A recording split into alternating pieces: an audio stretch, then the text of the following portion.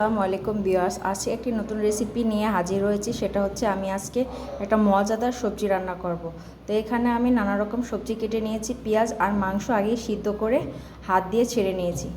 তো স্কিপ না করে দেখতে থাকো আমি কিভাবে রান্না করি। পরিমাণ মতো তেল দিয়ে দিব। এখন দিয়ে দিব কেটে রাখা পেঁয়াজ কুচি। এখন দিয়ে দিব 1 টেবিল চামচ আদা রসুন বাটা। কিছুক্ষণ বেজে নিয়েছি। এখন দিয়ে দিব পরিমাণ মতো লবণ, সামান্য পানি দিয়ে দিব। এখন দিয়ে দিব রোস্টার মশলা,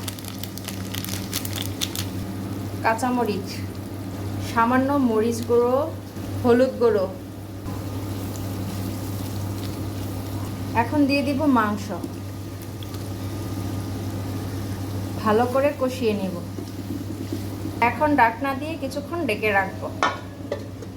থেকে তেল ছেড়ে দিয়েছে। এখন কেটে রাখা সবজি দিয়ে দিব।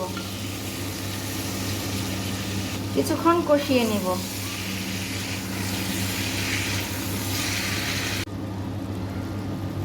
একটু কষিয়ে পানি দিয়ে দিব।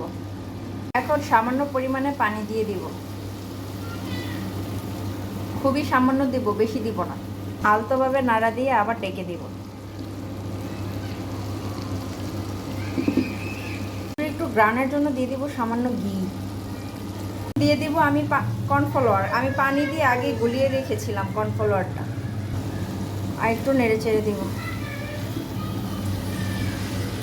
ভাজি হয়ে গেছে। এখন আমি নামিয়ে নেব। দেখো লুকটা কত সুন্দর হয়েছে।